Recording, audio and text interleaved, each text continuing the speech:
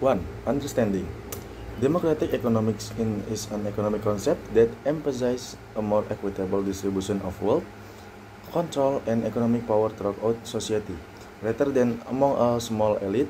In a democratic economic system, economic decisions such as the production, distribution, and consumption of goods and services are made in ways that involve the direct participation of citizens, workers, and consumers.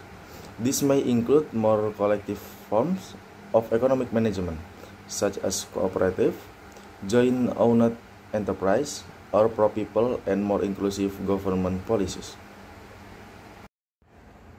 2 is purpose. The goal of a democratic economy is to create social justice, reduce economic inequality, and ensure that economic benefits are enjoyed not only by a few people or large companies, but also by society at large. International trade in the context of microeconomics refers to the exchange of goods and services between different countries, which is influenced by factors such as difference in production costs, technology, and consumer preference. In microeconomics, international trade analyzes its impact on individuals, firms, and markets within a country. Here are some concepts that are often discussed in international trade from a microeconomic perspective. 1 is comparative advantage. This theory, first proposed by David Ricardo, explains that although a country may be more efficient in producing all goods than other countries, it will benefit from trade with other countries if each country specializes in producing the good in which it has a comparative advantage or lowest opportunity cost. The 2 is opportunity cost. In international trade, opportunity cost is a measure of what must be sacrificed to produce one good compared to another. Countries will focus resources on producing the good that has the lowest opportunity cost, so that they can trade with other countries to obtain goods that are more efficiently produced by that country. 3 is market equilibrium. International trade affects the domestic market equilibrium, where the price and quantities of traded goods change.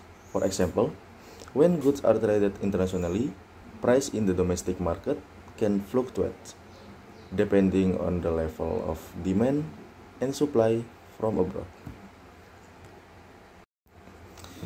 In microeconomics, export and import are important components of international trade that affect domestic markets, price, and consumption and production decision. 1. Export.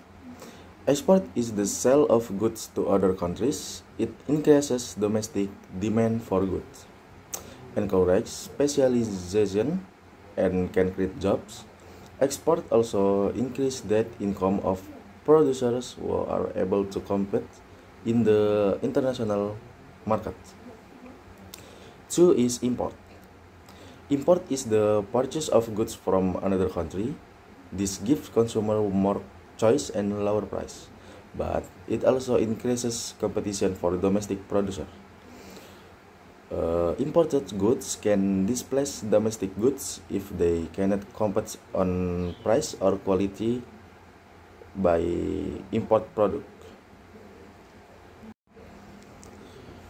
Both of these activities change the domestic market equilibrium.